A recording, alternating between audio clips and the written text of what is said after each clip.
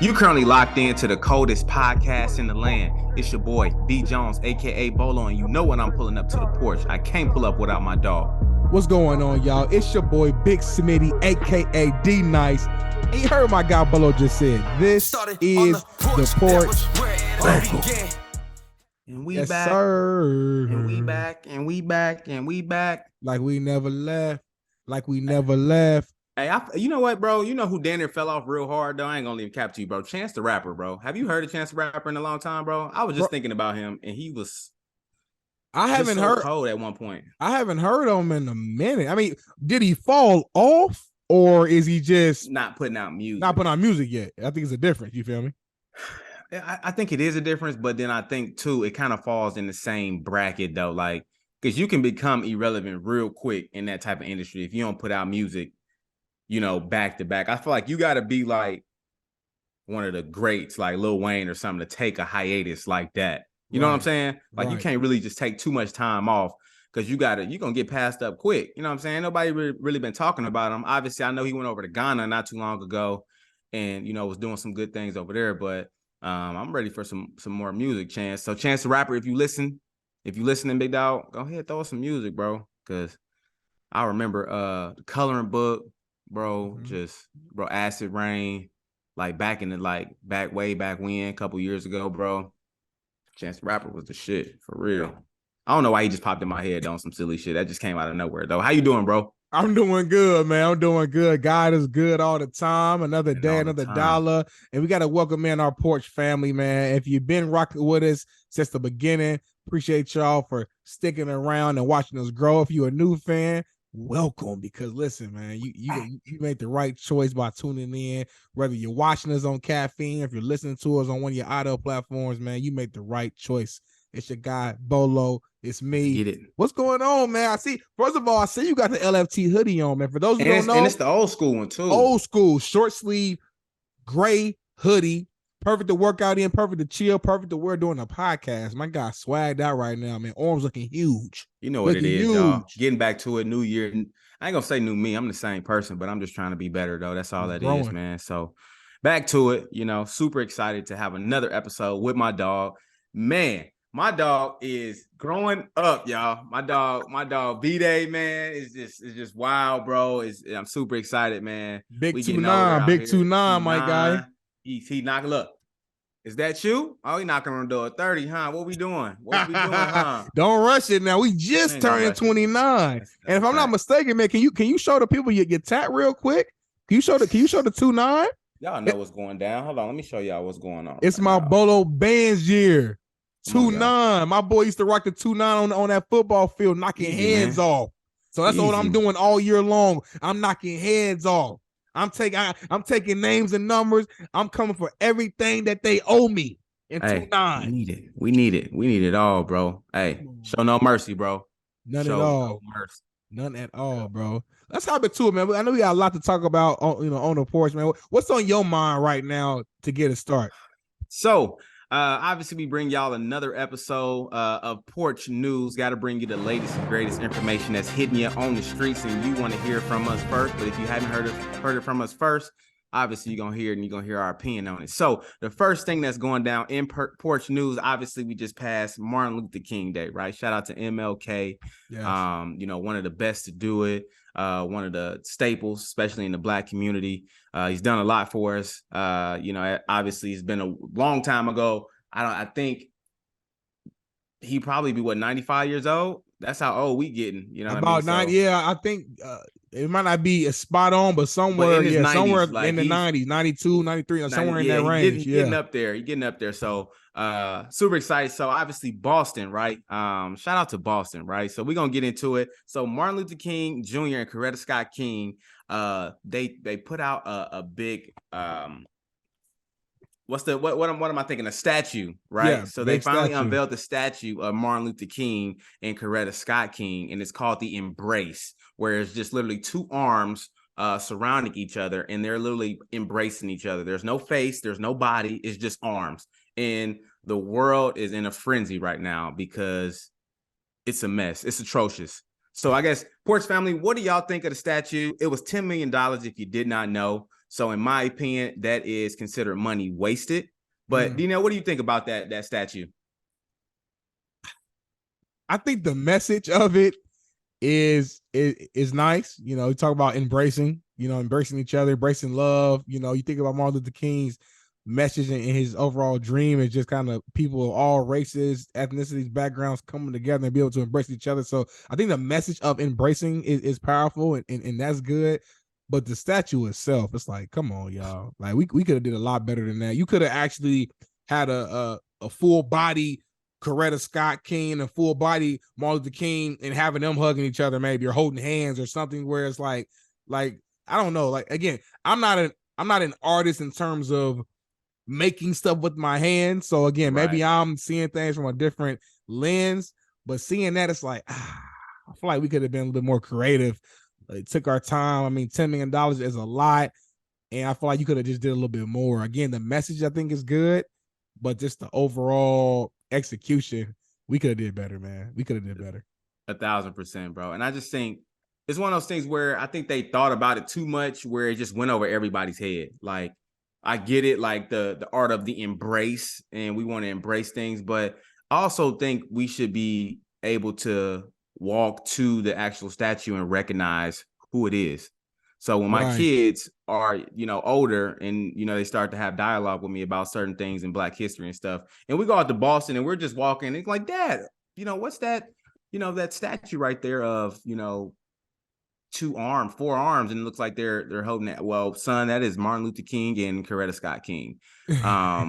It doesn't really tell us anything. Like, it could be anybody's hands. Like, put a statue of their face, their bodies, and give us a good idea of it. For it to be $10 million, I just think if you really wanted to, show love, you could have donated to HBCU, or you could have, donated to, something Black, right? To, make sure that money is going to, somewhere where it's really needed, because that statue was not needed. Or just give my man his just due and give him a full, give him a good statue. Like, what the hell? Like, like that. It's almost like a backhanded compliment, almost. Like, it's like, oh, we appreciate it, but yeah, like we not about to give you the full thing. We're gonna give you some arms. And social media ate that shit up, bro. They had Jody in the headlock on Baby Boy. They're like, this is what they did, bro. They took the blueprint of Jody getting in the headlock. I'm like, yeah, man, they failed us on that one, y'all. They failed us. So it's a shame. Man. That's crazy. That's crazy. Y'all let us know in the comments what y'all think, man. Maybe we tripping. Like I said, I'm not an artist in terms of using my hands to make items and things of that nature. So maybe I'm tripping. Maybe Bolo tripping. Maybe we're just not seeing the vision. So let us know what y'all think. But nah, man, that ain't it. That ain't it. Not at all, bro. So it's so insane. But at the same time, I was like, we appreciate the forwardness, though. Like, I'm not gonna be ungrateful and say we don't appreciate the forwardness, but sometimes we, you guys are just throwing a little bit too much out there. A little one step at a time is the best case scenario. So. Most definitely. What we got next in Porch News? In other Porch News, family, first thing I got to ask y'all, and don't cap to me, all right? I ain't talking about none of the bougie folks listening, but in elementary and in high school, what was your favorite lunch food? We got to hear it. We got to know, all right? Because when you was hungry, all right, third, fourth period, you had lunch, or maybe at the end of the day, there was a point in time where you really fucked up that elementary school lunch. Or you really fucked up that high school lunch? So we want to know. Only reason why I asked that is because we about to hit you with some nostalgic shit for your ass, right? So it's this company. It's called Gunther's. Okay, Gunther's is a company that is putting out that nostalgic food, right? So that rectangular pizza that we used to eat, right? Those star donuts people used to eat in the morning, right? Those chicken breasts that people used to eat all the time, right? So all of that type of food that you used to eat in elementary school and high school, now you can purchase that on Gunther's online. And what I've heard is people are actually purchasing this stuff and the shit is selling out, right? So I guess back then it didn't taste as good, but I guess now people are having this crazy craving for high school food and elementary school food. So I guess first off, D-Nell, what was your favorite lunch food? All right. And Porch family, we want to hear what your favorite lunch food was growing up in elementary and high school too. Man, first of all, man, shout out to Gunther's. This is a very unique company, and it's crazy because you always think of like random ideas, and then you might be to yourself or talking to your homeboys, your homegirls, and you're like, Nah, that ain't gonna work. That don't make sense. And 9 times out of 10, that idea that came to their head actually does make sense. And this is one of those ideas. I would have never thought that this will be a business. And to answer your question directly, in elementary, I would say my favorite lunch was those rectangular or those circular like Tostino's pizzas. Easy. You pull that plastic off, you know what I mean? You get that pepperoni boy, get some ranch on the side, dip it in there, get your chocolate milk, shake it up in the carton. You know what I'm saying? You have to open it up with the little, you know what I'm talking about, with your fingers in the drink that thing, boom, boom, boom, boom. And then you fold the milk carton up and make like a phone out of it. Now it's your cell phone. Hello? What y'all doing? Nah, I'm at school right now. Yeah, I fuck with you. Bye. You know what I'm saying? So that's elementary. But high school, I ain't gonna lie. Y'all know where I went to. I went to Dub C, the Warren Central. Ooh, our lunches wasn't bad, bro. Like, my favorite lunch was the wraps. We had like a sub lady used to be there making our shit. Yeah, in the cafe making like what you want. Okay, I want the wheat wrap. Let me get turkey, ham, lettuce, cheese. Let me get Let me get the buffalo chicken with the cheese So yeah, high school's a whole nother conversation. We used to eat. So y'all was eating good in high school. Had the chocolate chip cookies, bro. You put them in the microwave for 10 seconds. Ding, take it out, melt in your mouth. Perfectly, like, bro, I'm telling you. Had the French fries on Friday. Damn. Come on now, but high school, we ate real good. I don't know if Gunther's got that type of food on there, but the elementary side was definitely the Tostino's pizzas for me. I didn't like my elementary food that much, Bolo. Like, other than the pizzas, bro, a lot of times I ain't really eat like that. I drink my milk, and it was just like, they had like green beans. I don't want no damn green beans when I'm vegetables. 7 years old. Come on. That's now. A fact. What about you, though? Man, you know what, bro? So I went to a couple of elementary schools. He's a badass kid. I mean, no, not like that though. Not like that. No, but one school in particular, I went to in elementary from like 2nd to 6th grade, maybe middle fifth grade, was a school called Mount Vernon in Chicago. And shout out to whoever went to Mount Vernon in Chicago. But we used to have school lunches, and me and my brother used to walk to school every day. And sometimes we'll get there early and we'll catch the breakfast. So everybody used to remember the small little like rectangular box, little cereal that you just pull the wrap off, pour the milk in, you know what I'm saying? Used to go crazy, get full off of it. And then used to have the little donuts. If you warm them donuts up, y'all, with some milk, what happened? What happened when you did that? You good. Look, you eat all of it first, right? And you just wash it down with that cold milk. Feeling great.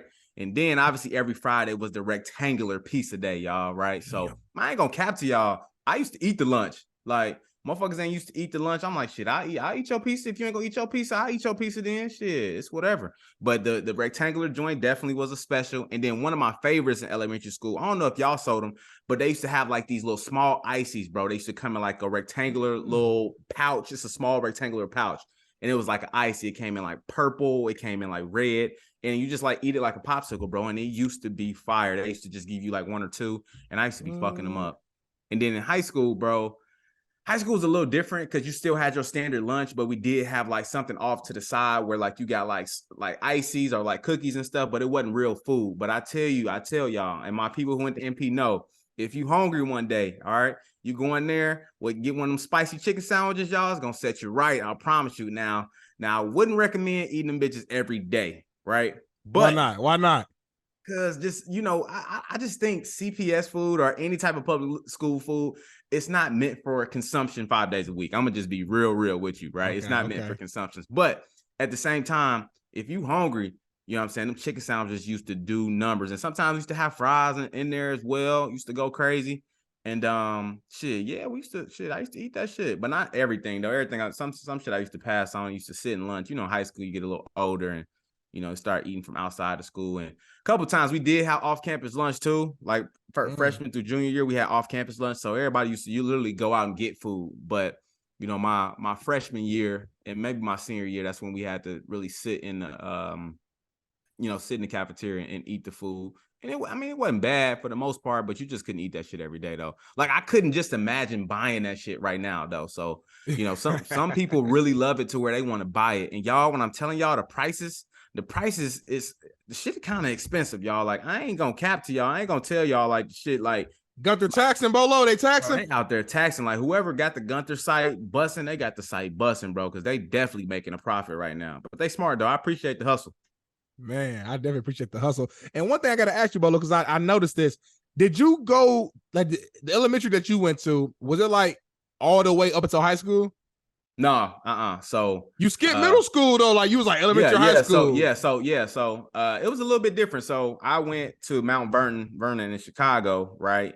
Then I moved to Dalton, Illinois. And then from 5th to 8th grade, I went to it was weird, like in like Dalton, like you got like these middle schools where it's like 4th, 5th, 6th grade. So I went to the school from 5th and 6th grade. And then I went to like a junior high school, which was 6th through 8th grade. Interesting. And then once I went to 6th and 8th grade, I then went back to school in Chicago, back to MP. So I literally went to fucking Mount Vernon. Then I went to the school called Diekman in 5th grade. And then in 6th through 8th grade, I went to the school called Dirksen. And then I moved over to MP, obviously throughout high school in Chicago. So it was crazy. My man was moving around, bro. He's moving around. You said Dirksen? Is that little Dirk school? Get your goof. Get your real goof ass boy. But no, we was cold on the basketball side though. Dirksen that was the school. No, hey, I'm not gonna cap to you. I swear to God on everything I love, bro. At Dirksen, bro, when we used to eat lunch, and anybody can vouch for me, bro, that went there. When we used to eat lunch, bro, we used to get cheese fries. We used to get Rice Krispie treats. We used to get Flamin' Hots. We used to get like pizza, like the real pizza, like the triangle pizza, bro. Like used to be like real legit food. Like used to be fire. And like all you have to do is just bring. I used to always ask my mom, like, let me get extra $3 for lunch because I'm getting the fries with the cheese with the peppers on them. I'm getting the pizza. So your favorite food was middle school then? Fuck elementary and high school. Easy, bro. Junior high, bro. Best food ever. Like hands down. Like I'd probably be 300 pounds, bro, if they kept the same lunch all the way through high school, bro. I'm not gonna cap to you. Like it was crazy, man. Shout out to that school. I feel like it was something where the Illinois, like, you know how like they changed the vending machines to like healthy snacks and baked type foods now. I think there was something where they ended up changing the food regimen a little bit too, and they got rid of it. But shit, I experienced it for 2 years, and that shit was good as hell.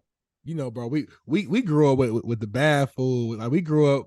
Like, I feel like when I was like middle school, high school, I never even heard what vegan was. I knew what vegetarian was, but I didn't know of a vegetarian. You know what I'm saying? But nowadays, everybody vegan, everybody vegetarian, everybody's like healthy. Don't eat that. And just all that. Yeah, it's a we lot, was growing up, bro. My mother was eating. We eating. Look, Mom Dukes used to always say, "Hey, if it ain't nothing in the refrigerator that you want, then we ain't got nothing for you.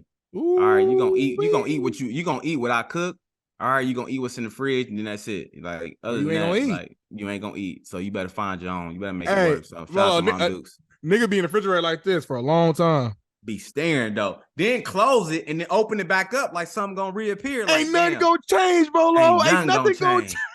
Ain't gonna. I'm like, damn, bro. I still be doing that now. Open up the fridge, like damn, maybe it'll spark another idea. Let me see. Oh shit, trying to figure out. I'm like, I don't know what I'm looking for though. I'm just opening it though. It's just routine, bro. But nah, sometimes though, I ain't gonna lie. Sometimes by the third time you did this, some shit sometimes be like a light bulb just pop off in my head, bro. I'm like, okay, I see the bologna over there. I see the cheese over here. What the fuck? Do we got some fries? We got some curly fries in the freezer. Open it. Easy.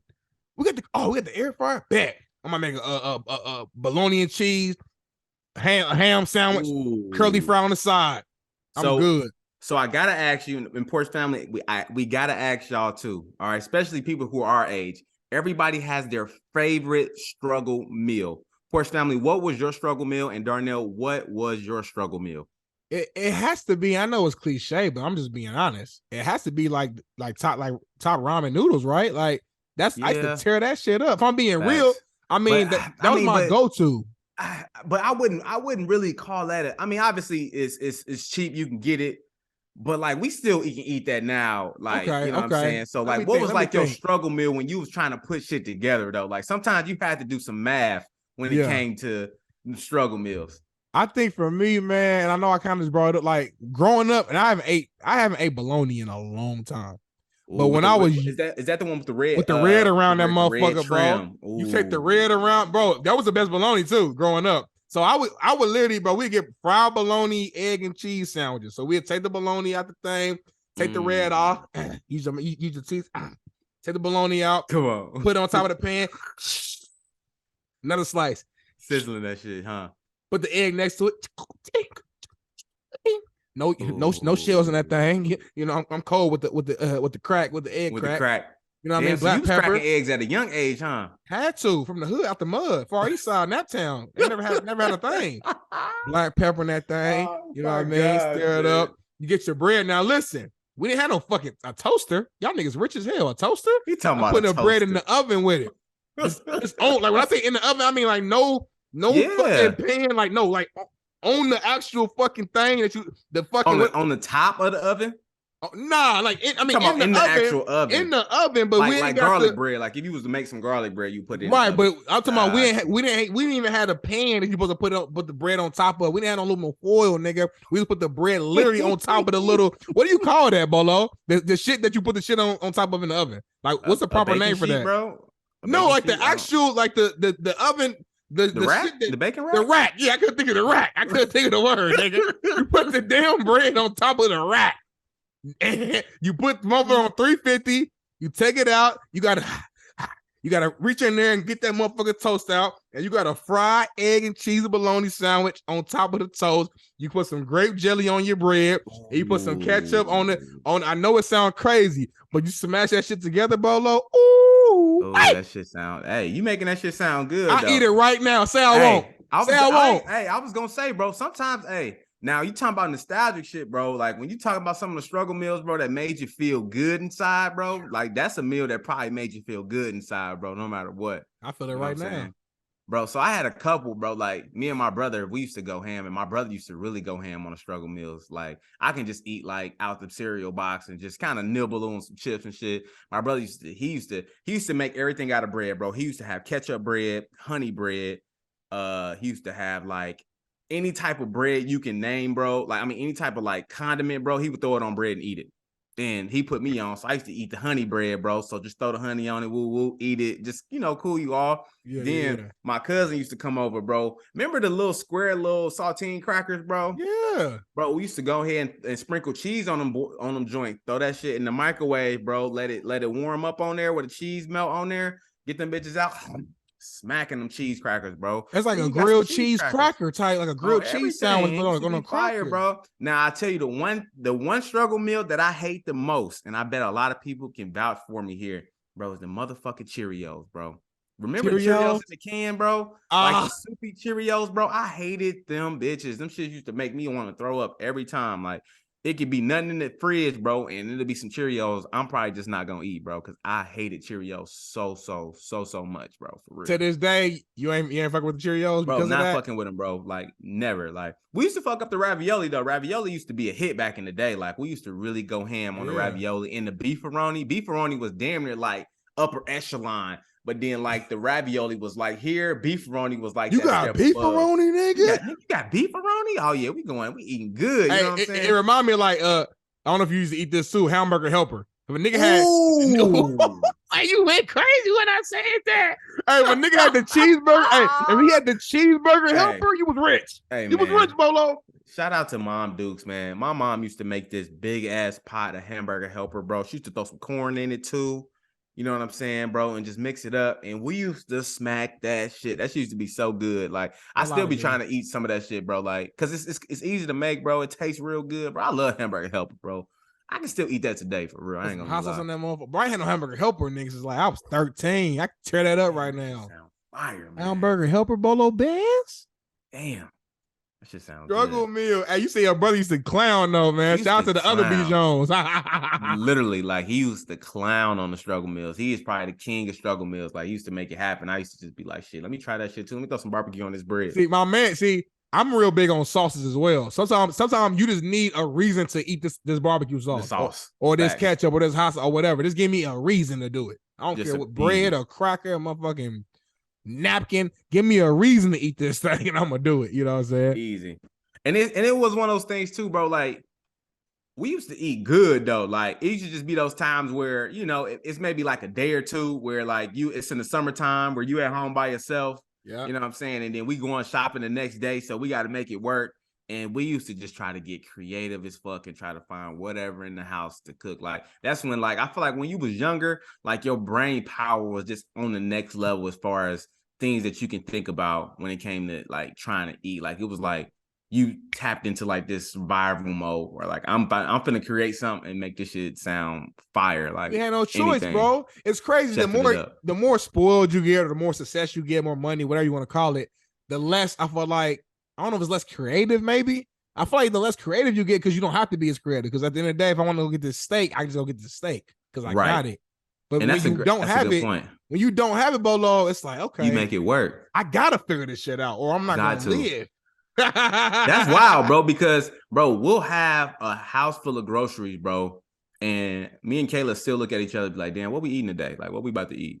You know what I'm saying? Like, we'll still be thinking about what to eat with a house full of groceries, bro. We'll still eat out over here. Still eat out. Like, go ahead, look. Hey, this is, and this may be, I know this is some black shit for real. Black folks will go to the grocery store, spend $200 at the grocery store, and then still go be like, what we eating at? Like, go out to the restaurant or go pick up some that's a pickup order and shit. And you got $200 worth of groceries in the trunk. Because who gonna cook it? You know what I mean? Like the store, you've been at the store for an hour. You've been in the truck for 35 minutes. You went straight to the store from work. You got home. If you got some kids, you got to figure that out. You got to get them a little Lunchable or something to snack on real quick. Hell yeah. Put the groceries up. Lunchable. I gotta cook. Come on, nigga. I gotta cook. Lunchable days should be fire, bro. Lunchable. What was your favorite, bro? I used to get so excited, bro, when I used to just get the ones where I could create a pizza, bro. Like when I used to get, bro, it's so crazy because when I used to like go to the grocery store, first off, it was 4 of us, y'all. All right, give y'all some game. It was 4 of us. And like sometimes everybody didn't want to make that grocery store run, y'all. Because when we used to go to the grocery store, it used to be 2 carts. Like, I mean, like you gonna go to the grocery store, you gonna work. But it used to be so many groceries where you had the advantage of throwing what you want in the cart because it's so much shit. So I used to be getting mines in, throwing my little snacks in and shit. I used to be so excited for the next day because I'm like, I'm about to fuck them up with this. I'm about to bring the motherfucking Lunchable with the country curls with the juice. It's about to be a great ass lunch. Like I ain't thinking about none of the class. I'm like, I just can't wait to get the lunch. I'm about to bust this shit out and go crazy. Like just the shit used to be. They're gonna be hating on your boy. They're gonna be hating on me. Like, nope, no cobs. You ain't getting none. You ain't getting none. Niggas be like, cobs, let me get some. Like, nope, no cobs. You ain't getting none of that, boy. None of that. Oh, break that down for the people who never heard that. The cobs. Break that down real quick. Yeah, bro. So growing up, and I don't even know if people still do it now though, but like if you call no cobs, y'all, no cobs mean pretty much like you can't get none just because I call no cobs. So if somebody say I call cobs, like I got cobs, like that means like, all right, bet, damn, get your begging ass on, and they give you, man, you got to give them some. But I out the gate, people just no cobs, nope, no, I never heard of that. I'm about to smack that shit. Yep. In high school, nigga, we used to play left hand run that, nigga. Like if your left hand wasn't on your food at all time, no fucking take that shit from you. Hey, that should make me mad. Hey, cause you know niggas get territorial when it's time to eat. I ain't play that shit. Niggas at my tail play. I said, nigga, y'all know that I'm fucking my food, nigga. I'm 260 in high school. Oh yeah, hell yeah. And I know O-line, D-lineman, bro. Down, yeah, bro. You couldn't do that. Fucking around, bro. I just look forward to my lunch. I nigga, the one we had the Pringles, the cookie, the buffalo chicken wrap, and I used to get, and you know, I'm real personable. I'm real outgoing. So like, even when I was a little kid, like I talked to the older, you know, the older lady making a sound. How you doing? No, I appreciate you. You look so nice today. Thanks so much. Yeah, can I get the wheat wrap, please? Buffalo chicken. So good. She gave you 2 scoops on that thing. Wow. And, you know what I mean? Rap be busting out the rap. Like I'm telling you, bro. I just look. I'm not getting water right now. Bro. That shit got me hungry as fuck, y'all. I ain't gonna real quick. I know we going long on this, but this shit is like nostalgic. We brought up Lunchables. Sorry, we brought up Lunchables. TV dinners. Did you eat TV dinners, bro? Like, bro, about Salisbury steak, fucking. Bro, that's my favorite. Bro, I'm sorry. You don't eat Salisbury steak. I swear to God, bro. Hey, that was one of my other favorite lunches, bro, in elementary school, bro. People used to hate the hot Salisbury steak lunches, bro, with the bread. Bro, if we had a Salisbury steak day, bro, with the little plastic, give me the bread, bro. Go ahead and make a sandwich with it, bro. I'm gonna dip the sandwich in the gravy, bro. I'm going ham on it, bro. And then most recently, though, I ain't gonna leave the cap to you. Kayla made homemade Salisbury steak, bro. Stop lying to me right now, Bolo on the porch. This shit is so good. I swear to God on everything, bro. I'm gonna ask Kayla, wake her up. You lying. I'm about to wake her up right now, bro. You know what, bro? I want to get up, bro, and go eat me some Salisbury steak right now, bro. But I'm trying to hold off on the red meat, bro. But that shit sound good. I put on everything I love. I haven't had Salisbury steak since I was in single digits. I don't know what age, but it was less than 10. bro. Salisbury steak sounds so good, And bro. and bro, it's so fire. And especially remember when we was eating it, like we was eating it in elementary school, or when you eat it out the, the cold pack, right? When Yeah. it's like a TV dinner, obviously it's modified a little bit. But when you take the ground beef and you just, what I'm saying, cook the gravy from scratch and everything, bro, and smother it in the gravy and everything, bro, and make real Salisbury steak. Whew, that shit change your life, bro. I love TV dinners though. Like I used to go ham on the TV dinners, bro. Like it used to be like the 99. They still got like the 99 cent, like the pastas, bro, like the spaghettis, bro. Used to go ham. I used to be fucking those up. I ain't gonna even lie. Our generation is all about convenience, bro. I think that's what it is. I think even as now, the more I think about it, even when we were kids, it was like, what can we eat that's good and quick? And we ain't even got to think about it. Lunch, and I don't even care what it is. If it's good, like I'm gonna eat it, and we gonna be on the move, bro. We eating on the move, bro. Kool-Aid, you know Easy. what I mean? I don't know what kids really eat these days. Like I ain't gonna count my kids. Like my youngest, like he eat everything because he don't know what he don't know. And my 3-year-old, bro, he eat like hella vegetables and like fruit, and like he don't really like all that meat and stuff, which is pretty cool, bro. Healthy you know stuff, what I'm saying? Because what I'm saying, I'm like, always told myself, bro, like, man, my kids will not eat McDonald's. Like, man, I'll be giving my kids chicken nuggets like a motherfucker, bro. Like it just, I mean, it's something they like it, bro. They eat it, you know what I'm saying? But we try not to do it too much. But we big on the fruits and veggies though. Like just go ahead and just eat those, snack on those. As long as you snacking on some fruits and veggies, we gonna be good. You know what I'm saying? Because I feel like too, bro. Now that even back in the day, like you think about like people who grow older, people in the South that get to 105, 95 years old, bro. They eating everything. And the ass on the pig. Like they eating everything, bro. Salt, all that. They living to be a long old age, bro, because they eating shit straight from the farm, bro. You know what I'm saying? So nowadays, stuff is continuing to get more and more genetically modified, and people are trying to make more and more and more. So they're injecting all these steroids and these hormones into these animals to make them bigger, to make more of that specific type of meat. And it's just making us sick, bro, and it's fucking up our bodies and stuff too. So that's the only thing I hate about it. It's like the older we get, it's like the food, what's the thing? I'm like the quality of the food is just that much more like just bad for you. Like, cause in Canada, bro, I heard in Canada, bro, like they don't be having all that saturated trans fat and shit in their foods, bro. Like in their Doritos and they chips and all that candy and all that stuff, bro. Like they had the same types of candy and everything that we have, bro. But for some reason in America, bro, we be fucking the food up, bro. Like we do so bad with adding all that fructose, fructose, corn syrup, sucrose, and like all. Hey, all that shit, bro. Like they put all that bad shit in there, man. Just be messing us up. Like it tastes good, but man, it's just awful for us. So. Damn. Everything is in moderation, bro. What you saying? So, I mean, are we taking the Porch to Canada? What are we doing? I mean, we need to though. We need to pull up to Canada, bro. I ain't been to Toronto. I ain't been. I heard Toronto's it's bigger than New York City. It's crazy in Toronto. I heard it's lit out there. What you trying to do? Shit, we can pull up. We can pull up. I'm ready whenever. All we gotta do is reach out to our homegirl Duchess. You know what I'm saying? Ooh, I forgot about Duchess. What's good, Duchess? Shout out to Duchess, making music, grinding, going crazy, in the crazy. Six. Hey, it's the Porch news, man. You never know what. None of this shit was planned, man. We came on the Porch. We said we gonna talk our shit, and it just kind of came out the cuff, man. You know what I mean? When you do things the right way, when you do things with good energy, man, things just happen that way all the time, all the time, man. So, so obviously, on a different note, we're gonna transition. So, most recently, you all heard in the news that former University of Alabama basketball star Darius Miles was brought up on capital murder for make sure I'm saying this the right way.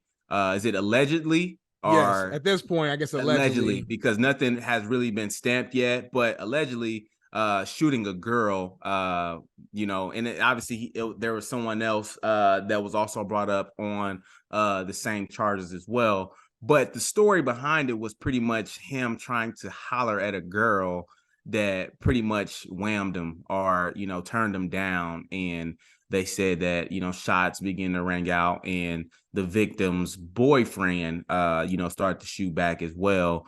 And, they ended up shooting the girl and she lost her life, unfortunately. So super sad to hear it, not only for like a Division I basketball player to lose his life, right? but for him to take someone's life, or I don't know if he was the one holding the gun. I don't know if Somebody did it. man, And he was somebody did it. involved. One One of of the them did it. two Yeah. did it, and it was just messed up. And I think it was just some senseless violence that could have been avoided.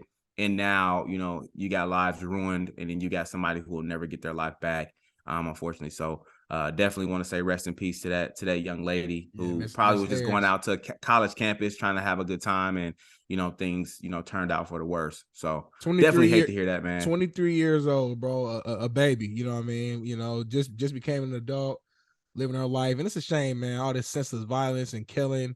It's just stupid, man. Especially, again, we don't have all the details yet, so obviously we're not going to speak too much on it. We don't want to, you know, mislead or anything like that. But based on the information that we do have, like you said, they were out at some, I guess, local nightclub in Tuscaloosa or whatever. And, you know, whatever the case may be, trying to holler at her, whatever the situation was, it shouldn't have ended like that. You know what I'm saying? And, you know, right now I've seen reports saying that Darius Miles wasn't the actual shooter, but he provided the gun.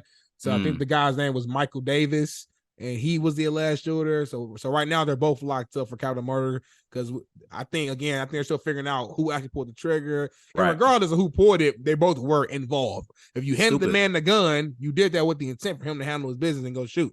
You know what I'm saying? So, like, regardless, man, it's just a damn shame that it's happening. Young people, and then young Black people as well. We already got so much the odds against us. And then you finally, you know, you're in college, on scholarship, doing all this and that, and you're going to ruin your life over nothing, and then end somebody else's life over nothing. So prayers to that family, both families, you know what I'm saying, to just getting through this the best way you can. And definitely just hate to hear that. 1,000%, man. And it's one of those things when you think about it too, it's like when you think about college, especially where, you know, when Black athletes come from, you know, come in and play at these, you know, great universities, typically speaking, like they sometimes don't come from the best circumstances, right? So they're moving away from, you know, maybe bad circumstances into more of a positive environment to, you know, obviously showcase their experiences and get a good education. And when I first came to college, bro, and all I would tell my parents and the people, you know, that were back home was like, man, college is like a fairy tale. Like, it's just, people are nice. Like, people leave their doors open. It's just super cool. People are walking outside. People speak to you and stuff like that. Like, I think we just got to continue to keep that mindset when, you know, new kids are going to college, because we want college to be one of those great, you know, times for people to experience, you know, life within itself, right? Just kind of one of those good times. Like, college is supposed to be one of the greatest times of your life where you can just have fun, you can learn. It's a time for you to obviously have some accountability and do things on your own and be an adult within this confined space. You know what I'm saying? You can be an adult in this confined space because a lot can go on, but you're still protected because you're in college, right? And more recently, you know, hearing about killings and people shooting people at college, like, y'all, that ain't how it's supposed to be. You know what I'm saying? A lot of people pay a lot of money to get to the schools, you know, we got to, and obviously we go there for free, and we experience a lot of things that a lot of people back home don't get to a chance to experience, man. And I just don't want us to ruin it. And I don't want us to ruin for other people. And I don't want to see people, you know, being scared and afraid to go to college because, you know, things like that do happen, because college is a fun place, man. And like I said, we did a lot of stuff that I think you take it anywhere else in any other environment, you couldn't do it. But since it was a college campus, it was just like something that we were allowed to do in our own little world, which was the best ever. You know what I'm saying? So just don't ruin that for the other kids growing up and getting to experience that part of school, man. Like, that's the best part of college, man.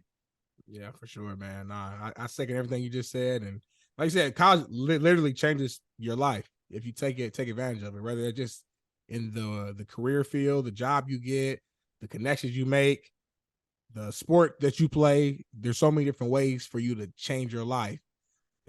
So don't go there and do the same things that's going on in the neighborhood you just came from. You know what I'm saying? The point of going to college is to grow and to elevate and to be better than your situation. Don't let your environment that you grew up in dictate your actions as you grow to new levels. So, you know, it's a shame, man, but hopefully we can learn from this and just be better.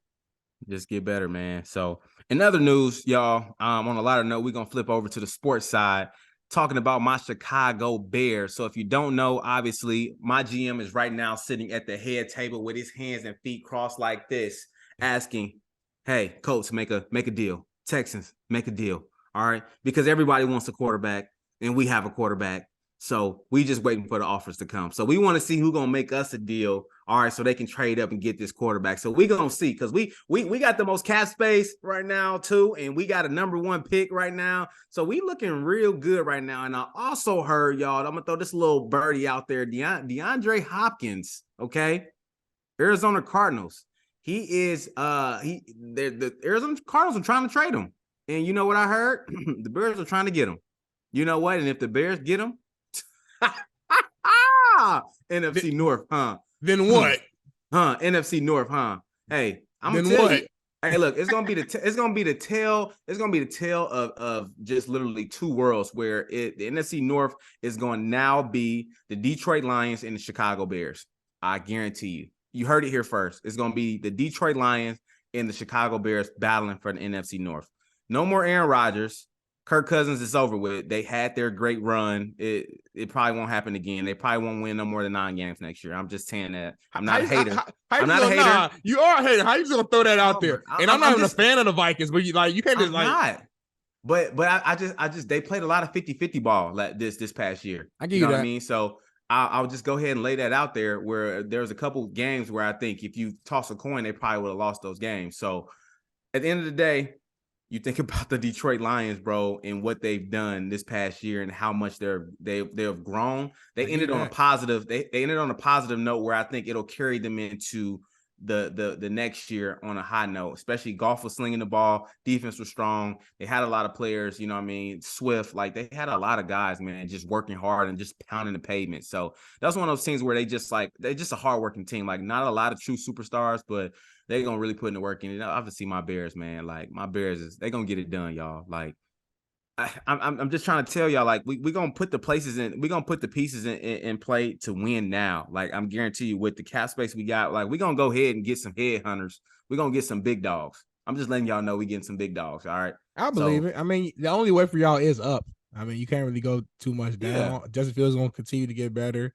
You guys are gonna get some good pieces. I'm sure someone's going to trade for that number 1 pick. I don't know if it's going to be my Colts or not, because right now we get the number 4 pick, which is still great. And we can still get a good quarterback. It just depends on who we're trying to get. I'm really big on CJ Stroud. Yeah. I want CJ. Bring me CJ. I think that's the market. And I think that's the market for him. I think he will fit in a Colts uniform. I think it looks good on him. Come on now, that white and blue swagged out. I know it's different than that scarlet and white and red and gray that he ran out there in Ohio State, but that white and blue would look crispy on, you know what I'm saying? It would. And and then next year, hopefully, we get a good first round pick, and we get your boy Marvin Harrison Jr. Now y'all team up together. We got the new version of Marvin Harrison. We got CJ Stroud in his year 2. We got a good O-line. The defense is dogs. About to get a new head coach right now. The coach you talking about the Bears, baby. The coach on the up and up.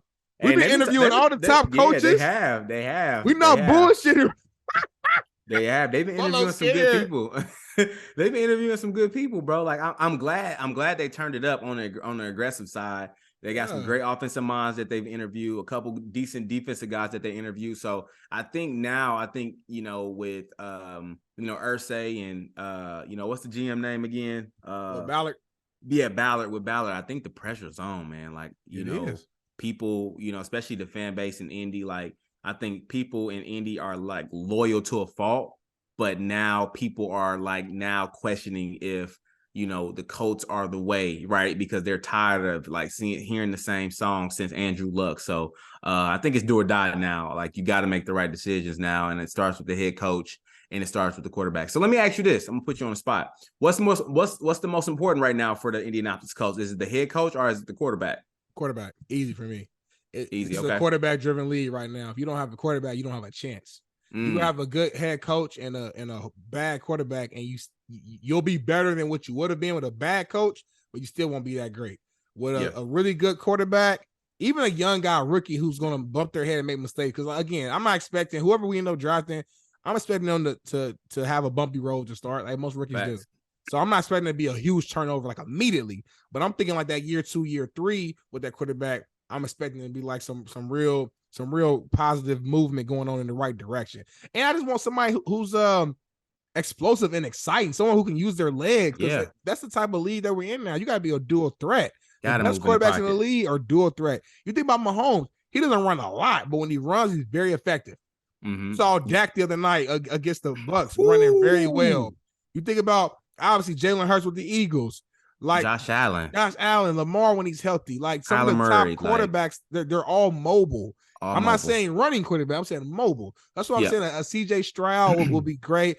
Bryce Young obviously is still a great quarterback as well. I'm higher on CJ Stroud, but again, this is one of those drafts where like there's no guarantees of who's better. Like a lot of them are close. You know what I mean? I'm even hearing about this cat in Kentucky. The Kentucky quarterback. Is it Levi or Will Levy? I think it's Will Levis. You know what I'm saying? I didn't watch him a lot, so that's why I haven't really made a comment on him. But I know he's one of the top quarterbacks as well. So like, I just want a top quarterback, man. And there's a lot of good coaches out there. Like I said, I know Ben Johnson, the offensive coordinator for the Lions out there. D'Amico Ryans, the amazing defensive mind for the Niners out there. There's so many coaching options. Sean Payton, Chiefs. I mean, come on now. There's just so many of them to where I'm like, we'll get a coach. I'm not worried about it. We'll get a coach. Yeah. Quarterback, we got to get that right. Because like you said, since Andrew Luck has left, we just kind of struggle. We had the 1 year with Phillip Rivers, we went to the playoffs, went 11-5. Decent, right. Other than that, bro, we've been struggling. We have a good defense. We have a great running back when he's healthy. O-line overall is good. I know we look weird this past year, and I'm sure we'll probably draft an O-lineman in the second round to kind of just help that out. But overall, like, we solid in a lot of places. We just need a quarterback. Yeah. No, I agree 1,000%. And like to that same point, you know, obviously when you watch the game, especially in the playoffs now, I like you said, it's not the ability to like run, but you have to be able to extend plays. You have to be able to extend plays in the league. Like you got Micah Parsons coming off the ball.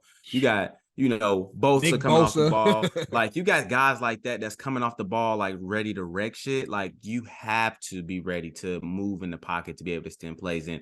I'm gonna be honest too. Like I think defensive backs have been doing a better job this year as well. Like I think last year for DBs, it was a long year, but you know, see a lot of more picks, a lot of more bat downs, and obviously, you know, it's a receiver world when it comes to when the ball goes in the air, as far as how a defensive back can be able to defend the ball. But at the same time, I think defenders have been doing a better job with doing that. So how receivers are getting open now is now, you know, obviously once they get in a route, they're able to extend plays and continue to stretch the field and kind of move around just a little bit, which allows people to make plays as well. So obviously we've seen Tom Brady struggle a little bit in that realm of things right now. So very curious to see what he'll do. You know, in his future endeavors. He didn't sound too, you know, gun-ho on coming back to, you know, the Buccaneers. He sounded like it was a farewell speech. You know, I don't know if it was farewell to the Bucs or farewell to the league.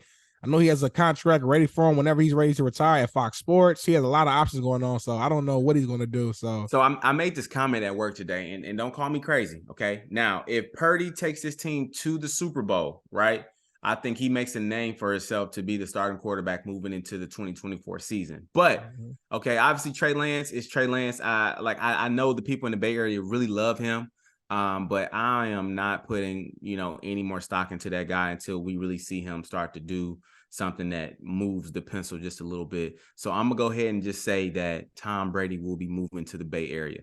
All right, he's either going to jump to the Las Vegas Raiders, all right, and team up with my boy, or he's going to go play for the San Francisco 49ers.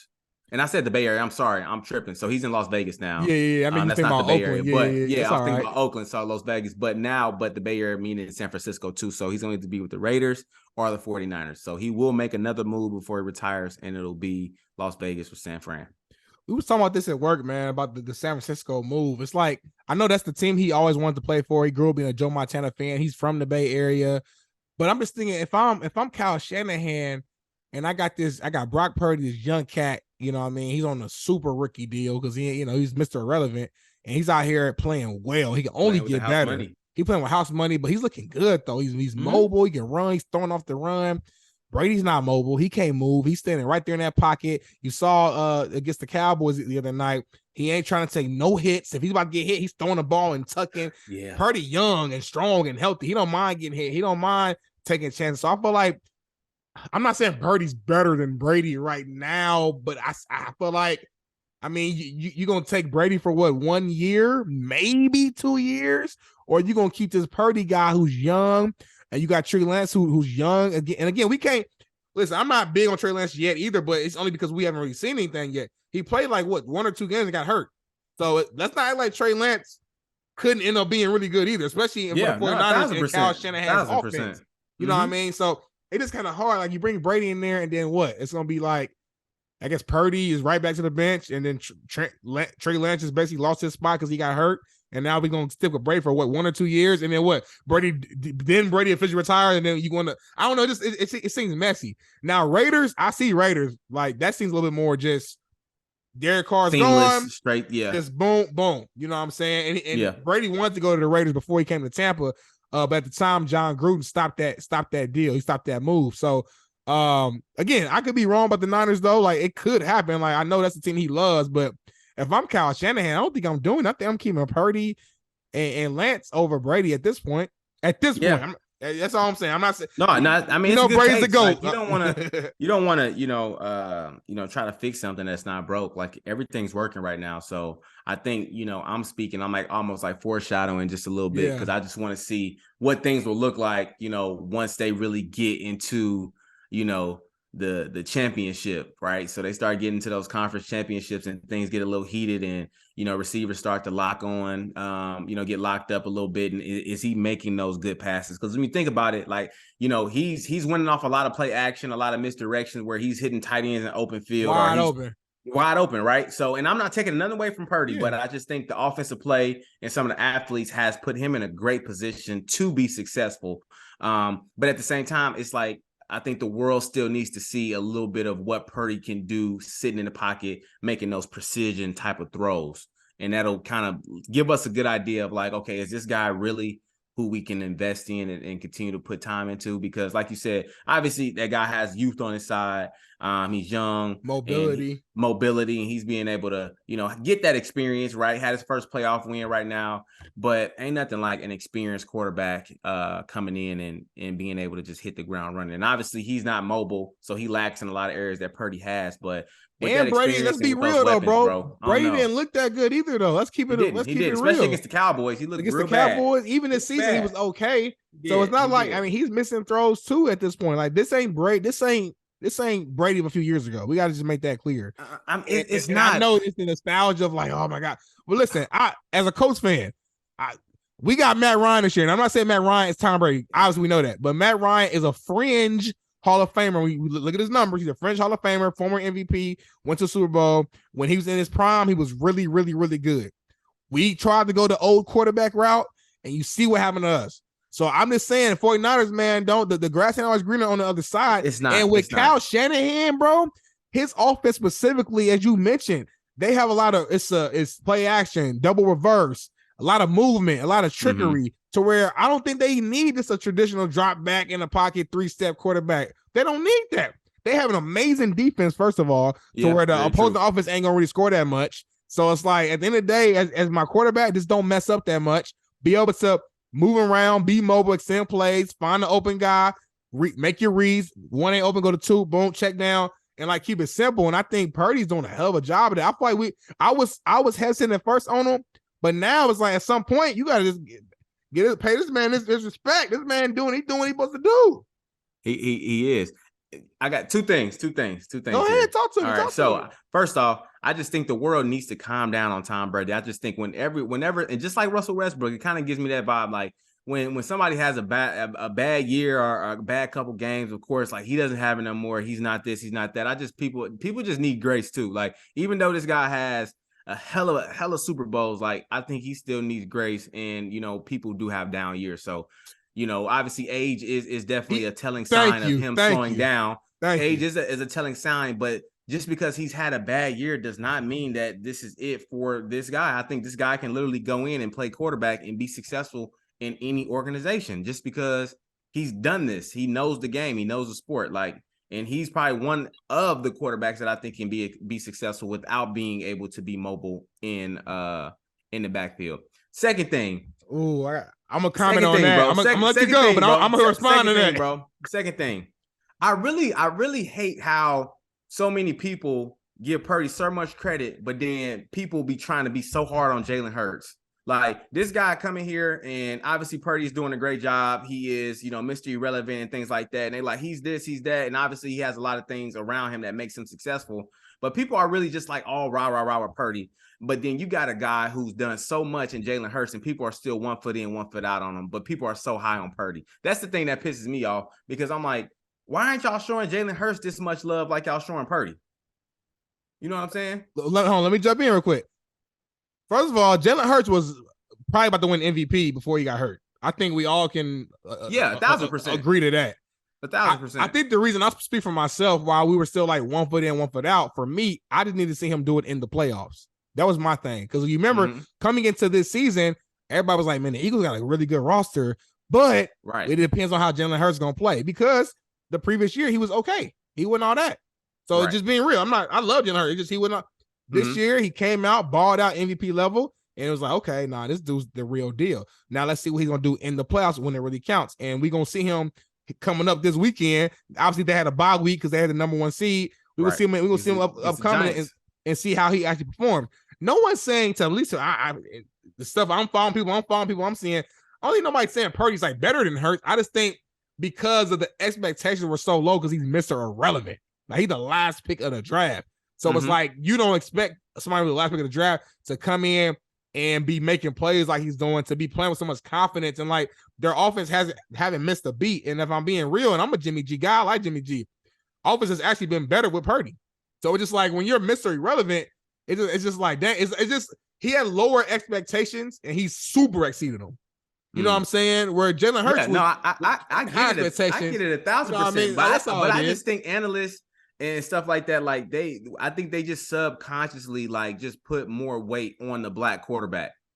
Like, I think the weight is always more heavy on a black quarterback. Just like there are certain instances where people were saying how, Lamar Jackson should have came back and played, even though his knee, was messed up and things like that. Like, I feel like there's always the pressure more so on the black quarterback to be that perfect person than it is a quarterback who just comes in, Mr. Irrelevant, wins a couple games, does a great job. They sing his praises, and then, you got a quarterback who's won 12 plus games, and there people are still 1 foot in, 1 foot out. I get the playoff thing. That is definitely a big statement where he has to win playoff games. But I just think, like I said, subconsciously, when you just hear from the outside looking in, it's just always one of those situations where I think, they have it harder. That's just my thought. That's how I view it I love it. When I'm watching ESPN, when I'm watching, Speak, when I'm watching situations like that, I'm watching and I'm listening on people really, hey, like Jalen Hurts, Lamar Jackson, like, you're being graded on a 10-point scale right here. Purdy, you're being graded on a 3-point scale here. You get your 3, you're good. Jalen Hurts, you get 7 out of 10. It's okay. You know what I'm saying? Like, that's kind of what But you know what? I okay, using that example, I agree with you. But again, I think it's because the expectations are higher for Jalen Hurts, because he was drafted higher. He beat out Carson Wentz to be their number 1 guy. So it was expectations were like thrown out there. Purdy, we didn't even know about Purdy until a couple weeks ago. He was never meant to start. He's a third string. Right. So I'm saying for me to be the third string guy and to be performing this way, black, white, blue, green, purple, or orange, it's just like I think people are like shocked. It's like, damn, like most second string guys can't keep things rolling with their team. Your third string guy, like, in my opinion, and we can go there. In my opinion, with this particular situation, I think if Purdy was black, I think it would be the same praise. It's this same situation. I'm not talking about bigger conversation. And I agree too. I think the specific situation he is, but overarching, I just think in general, you're pressure, saying that the pressure to return to play while injured, or the pressure to be the perfect quarterback, even when you're doing well, happens to be more like put on the backs of a black quarterback, I think. Ooh, man, so that's a good conversation to have. Because too, one of my favorite quarterbacks in the league is Josh Allen. And Josh Allen is probably one of the best quarterbacks in the league right now, right? Number 2, if probably. Josh Allen does not get it done this year, I guarantee you the feedback and the scrutiny he gets won't be as big if Jalen Hurts loses. Ooh,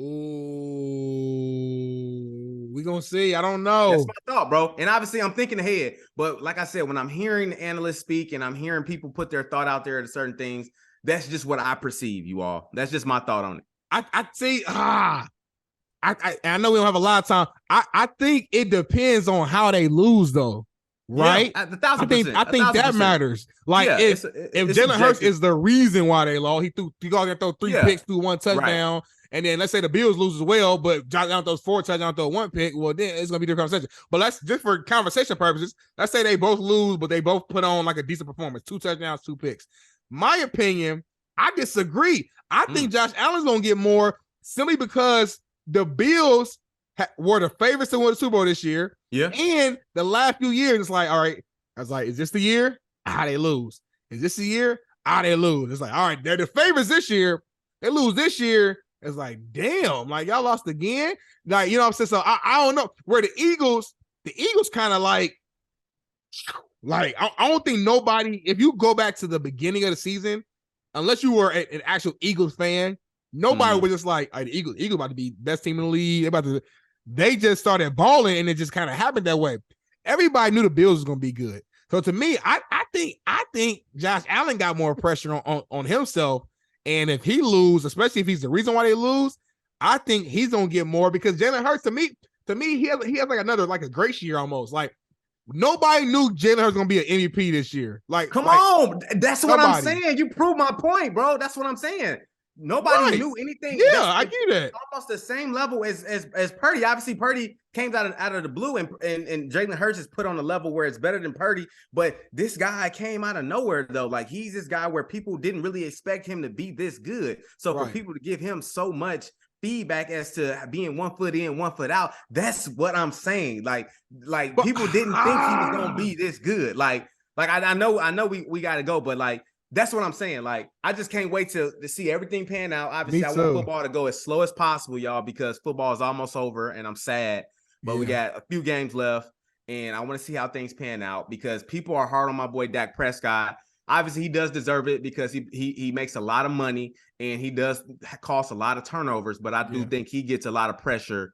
For being a quarterback Dallas media well. too. Yeah. The Dallas media and the Cowboys world is no joke. So we can get into it, man. We can get into it, bro. It's a big conversation that I really got a lot of thought on. That I literally just sit down and watch people just go in on specific quarterbacks and watching them subconsciously talk about specific situations and different quarterbacks, and it kind of has my brain, twiddling a little bit, but we can get it to it. Obviously, we can save it for another show. But man, this was another good one, man. This was. It was, man. It's another good one, man. I'm over here. I'm ready to go. We gonna have to. I'm sorry. We gotta remember this one, boy. We gotta remember this one, man. Oh man, definitely a good one, man. And again, before we completely transition off the show, we do have some big games coming up this weekend. Divisional round. We got the Jaguars and Chiefs. And Bolo, I don't know if you. Are you comfortable with making picks real quick before we close out? I want to put you on the spot.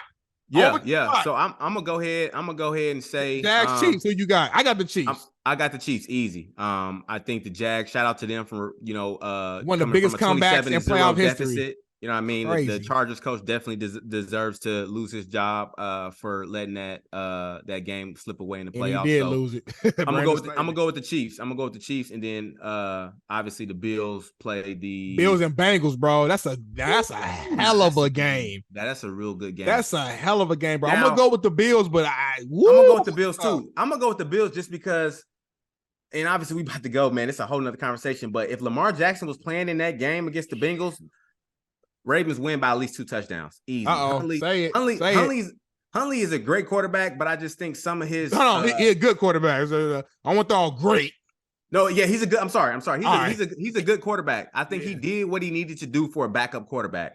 But to be put in that space in the playoffs, I think he just made a lot of decisions that he wasn't necessarily prepared for. He fumbled at the goal line. If he don't fumble that 1 yard line, bro, they scored a touchdown. The game, it's over. The kind of the RPO where he was running up down the field and he got hawked. Lamar Jackson is scoring that, bro. Like he just is ass and elbows. He in the end zone. That's 2 touchdowns right there. That's 2 tutties. Easy. You know what I'm saying? So, and it took a long time for my man Joe Burr to heat up a little bit too. So I mean, we'll see, bro. It'll be definitely a good game. Matchups do matter though. The Bengals and Ravens, they see each other twice a year. They're in the same division, so sometimes those games are always a little tougher. So just because there was a close one against the Ravens doesn't mean that they're not going to perform better against the Bills. With that being said, we both got the Bills. Next one, we got Giants and Eagles. Now, Eagles just came off of a bye week. Easy. 14-point spread too. I'm throwing it out there. They fresh. My boy Jalen back. We got my boy AJ Brown. We got my boy Devontae Smith. Like, we about to go crazy. Defense got fresh legs. Hold on, who going crazy? The Bears not in the playoffs, I don't think. Hey, come on now. Hey, look, y'all. I ain't gonna even lie, y'all. I stopped at the first stop, and it was the Eagles train. Okay, I just jumped on the bandwagon, y'all. So I had the first stop coming, and I got my Eagles going all the way to the Super Bowl. So I'm gonna let it ride. I like that, man. I'm picking the Eagles too, but I think it's going to be a closer game. I think it's going to be real tight. I think the Eagles are going to eventually end up winning by 8 points, but Saquon Barkley looking good. He's running hard. He's healthy. First time he's been healthy like this is his rookie year. He's looking like one of the best backs in the league. And got to shout out to Daniel Jones, man. Coming to this season, they was ready to write him off. They was talking about, hey, man, this guy, like, he's about to be done, about to be a backup quarterback. Giants going to get rid of him. This man had a hell of a season, and he balled out in his first game. He's running around good, throwing dimes. Danny Dimes, man. It won't be enough against the Eagles. The Eagles just stacked everywhere, and they got that rest. Last one right here, Bolo. This is a good one. This is a historic matchup. Dallas Cowboys, San Francisco 49ers in the Bay Area. Who you going with? That is the game of the week, and that is the game that probably has me the biggest, like the biggest, like, I'm just confused. Like, I just don't know. Like, these are two really good teams. If Dallas goes in and play like they played this past week, it's going to be a long day for San Fran. But at the end of the day, I'm going to go ahead and go my 49ers just because Dak, I haven't really seen Dak play in big games against great defenses where he's throwing the ball as efficiently like he did against the Buccaneers. So if he's able to do that, then they'll be contenders, but I just don't see him playing great against that 49ers defense. So we'll just see. Yeah, man. I mean, Cowboys are capable of being the Niners, but they gonna need, like, their defense is gonna have to win the game. Like, Michael Parsons is gonna have the game of his life. He's gonna have to harass Brock Purdy, because outside of Brock Purdy, bro, the Niners, they're loaded everywhere. Ooh. And they're the most physical team in the NFL. When I watch them play, you could put the TV on mute and you just know that they're just faster, bigger, stronger, and they hit harder than everybody, bro. When they snap the ball on offense, everybody's sprinting. The O-line is in great shape. They're pulling. Trent Williams is knocking heads off. On defense, you got Fred Warner over there at the linebacker position. Nick Bosa, who's going to probably be Defensive Player of the Year, 18.5 sacks.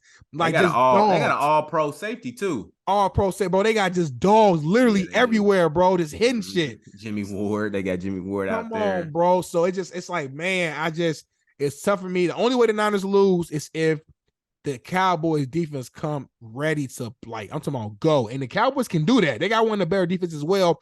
Michael Parsons, he's a lion. And again, we've been praising Brock Purdy, but he's still Mr. Irrelevant, and he's a rookie. Which means, man, he can have a real bad game. Like, it's not like a surprise. So, but with that being said, bro, I'm going with the Niners, man. I gotta go with the Niners. I'm gonna go with the Niners too, bro. They just look too good. So, and I think too, like, especially for the Dallas Cowboys never have a happy medium. Either they're playing great or they're playing bad. So there may be a situation where it may get ugly. So I'm gonna probably go about 14 point spread too. With the Niners winning. With the Niners winning the game. Yep. Got a couple blowouts, man. Well, we shall see, man, what happens. Like you said, Bolo, another great episode. Make sure you guys follow us on all platforms. You know, the Porch Podcast _ on Instagram. For our audio listeners, we are on Apple, Spotify, Google Podcasts, Believe, you name it, we're there. And obviously our visual viewers are right here on Caffeine. And if you ever missed the Caffeine stream, we still got our YouTube channel, man. Make sure you follow and subscribing to Porch Podcast on YouTube as well, Bolo. Yes, sir. And you know how we ended the show, man. Make sure you do something that makes you happy, man. Y'all be safe. Y'all love each other, man. And make sure that the best you is the best you. And we out. Peace. Started on the porch. That was where it all began.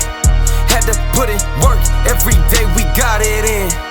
We chased all our dreams and now they can't believe it. We make it look easy, we achieving everything we needed. Now we undefeated. If we link, no, it's only business. If we get to speak and leave them speechless. I did things for free, but now it costs to see me. When you see me, you ain't gotta greet me. Just don't plot to sneak me. I'ma see it, I'ma stop and watch you lose and get defeated. What do we bleed? Came from the jungle, we humble but hungry and hunting to feed. People don't want us to leave. They love us and rush to the bus when we run in the streets, thinking we stunning the sea. We came from nothing to something, now up in the lead. Now we ain't coming in peace, hunting for blood and to crush everyone in the league. We got a reason, we put in work every day of the week, every month, every season. So many schemes, had to go hard for the team. We gave our all and succeeded. Came from the deep end, warming up pots, cooking ramen. At times that was all we was eating. Now we be feasting, 5-star restaurants every week. Whole team dripped in cloth and it's seamless. They looking hard when we step on the scene. Call us outcasts, we so fresh and so clean. Ain't about cash, please don't ask for a meeting. Just hit the stoop out the spaz on the beat. Nah, it ain't rude if you ask for the feet. Just play it cool when I tax you the fee. We need a pool in the back with a cord and a board that gon' jump off and splash for the heat. Live for the day cause the past can determine the future or where you gon' actually be. Keep staying present, our presence a blessing. It's all that we have and we actually need. I'm taking action with passion, detaching the ones who keep acting attached to leech. I am no pastor but actually preaching. Look up these lyrics and actually read. That was where it all began. Had to put in work, every day we got it in. We chased all our dreams and now they can't believe it. We make it look easy, we achieving everything we needed. Now we undefeated. If we link, no, it's only business. If we get to speak and leave them speechless. I did things for free, but now it costs to see me. When you see me, you ain't gotta